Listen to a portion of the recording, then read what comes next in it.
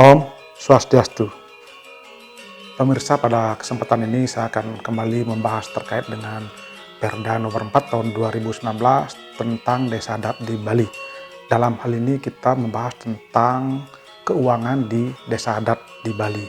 Nah, pertanyaan yang sering muncul adalah bagaimana selama ini sistem keuangan di desa adat? Apakah desa adat atau prajuru desa adat boleh memungut uang atau semacam sumbangan dari krama adat di wilayah desa adat tersebut? Nah, dalam Perda nomor 4 tahun 2019 tentang sumber keuangan di desa adat, ada beberapa yang bisa dan legal sesuai dengan Perda tersebut. Ada pendapatan asli desa adat tersebut, kemudian juga ada pendapatan dari hasil pendruan desa adat, kemudian ada juga alokasi bantuan dari APBD provinsi, bantuan dari kabupaten kota, bantuan dari pemerintah pusat, dana hibah atau sumbangan dari pihak ketiga yang sifatnya tidak mengikat, dan juga ada pendapatan lain dari desa adat sesuai dengan aturan yang sah. Nah, ketika kita bicara soal pendapatan asli daerah, apa yang bisa diambil di situ diantaranya adalah dari iuran atau peturunan krama adat setempat. Jadi mungkin setiap bulan atau setiap tahun krama adat dikenakan iuran atau peturunan, itulah menjadi pendapatan asli dari desa adat tersebut. Kemudian juga ada dari pamidande atau dedosan. Nah, misalnya ada krama yang denda atau melanggar algawe atau melanggar aturan kesepakatan, itu dendanya masuk ke kas desa adat atau yang lainnya. Nah, itu dari pendapatan asli desa adat. Lalu pendapatan desa adat lain adalah dari pedroen hasil desa adat tersebut. Jadi bage usaha pedroen desa adat. Artinya tentu desa adat itu dari 1493 desa adat yang di Bali itu hampir sebagian besar memiliki LPD, Lembaga Perkreditan Desa. Nah, ini LPD ini adalah merupakan milik desa adat, tentu ada hasil, dan dari proses pengelolaan usaha pedroen desa itu 20% dari keuntungan yang ada di LPD itu adalah diberikan kepada desa adat. Itu kalau LPD-nya memang berjalan dan memperoleh keuntungan. Selain LPD juga ada sektor realnya, yakni BUPDA, Bage Usaha Pedroen Desa Adat. Nah, mudah-mudahan ini BUPDA ini di beberapa desa sudah berdiri dan sudah melaksanakan usaha-usahanya, dan dari hasil itulah nantinya bisa menjadi pendapatan dari desa adat bersangkutan. Kemudian pendapatan lain yang bisa didapatkan dari desa adat adalah bantuan atau sumbangan atau hibah dari pihak ketiga yang sifatnya tidak mengikat. Nah, ketika tiga sumber ini yang masuk ke desa adat, ini sepenuhnya diatur berdasarkan kesepakatan dari krama desa adat melalui sebuah paruman.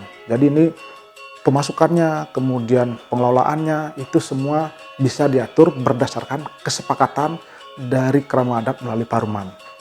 Nah, kemudian ada juga pendapatan desa adat dari sektor lain, yakni alokasi APBD provinsi, bantuan dari kabupaten ataupun kota, kemudian bahkan juga dari pemerintah pusat, dan ada pendapatan-pendapatan lain yang bisa diambil oleh desa adat.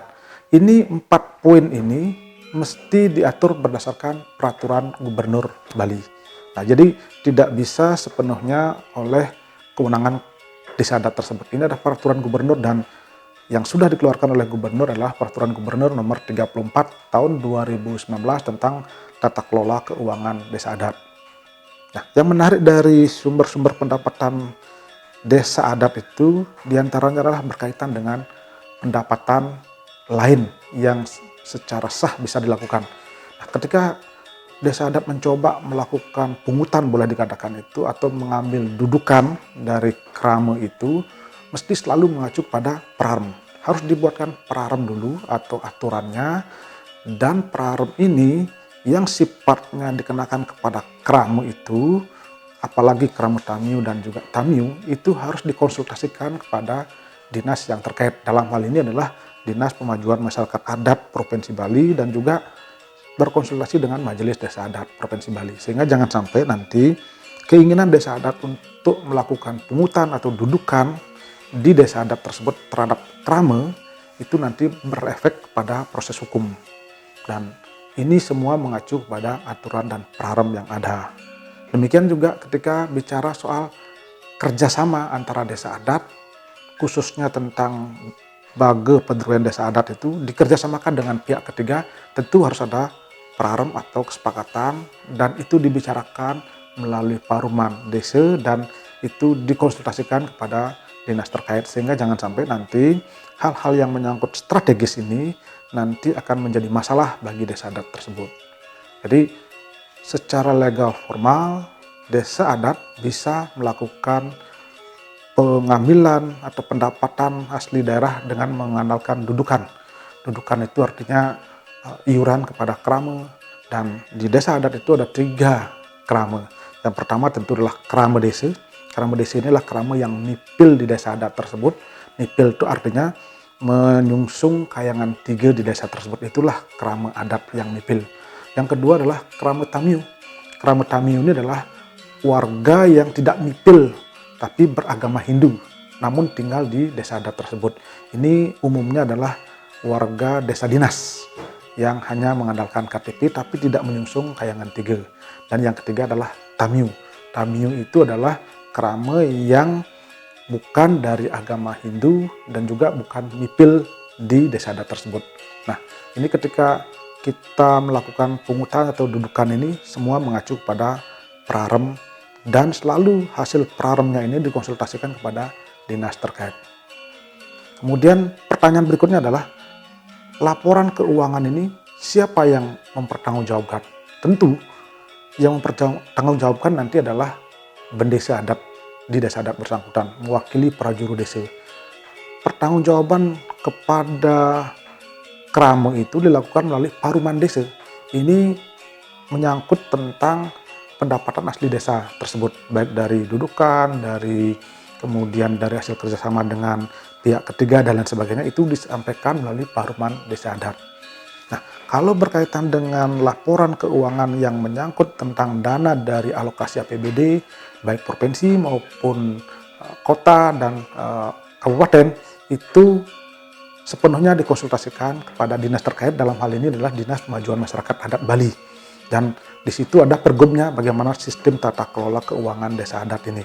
Ini patut kita ikuti bagaimana desa adat, khususnya prajuru yang diwakili oleh petengan ini atau bendahara, berkonsultasi jangan sampai nanti laporannya tidak sesuai dengan yang diinginkan. Karena ini ada 2 dana yang bisa dipertanggungjawabkan, dana dari hasil desa adat itu sendiri, kemudian dana dari alokasi APBD dari provinsi. Nah, kalau nanti bendesa adat melakukan penyelewengan, bagaimana proses penyelesaiannya? Disinilah peran dari Kerta Desa. Kerta Desa ini adalah mitra kerja dari prajuru desa sebagai lembaga pemutus perkara atau wicara di desa adat tersebut. Nanti krame bisa menyampaikan kepada Kerta Desa, kemudian Kerta Desa ini adalah yang menyelesaikan terkait dengan dugaan dari penyelewengan dana yang dilakukan oleh prajuru desa atau bendesa adat di desa adat tersebut. Jadi ini secara hukum adat di desa adat itulah diselesaikan berkaitan dengan proses laporan keuangan tersebut. Demikian yang bisa saya sampaikan, mudah-mudahan ini bermanfaat dan mohon maaf apabila ada hal yang kurang berkenan, dan saya akhiri dengan Param Santi. Om Santi Santi Santi Om.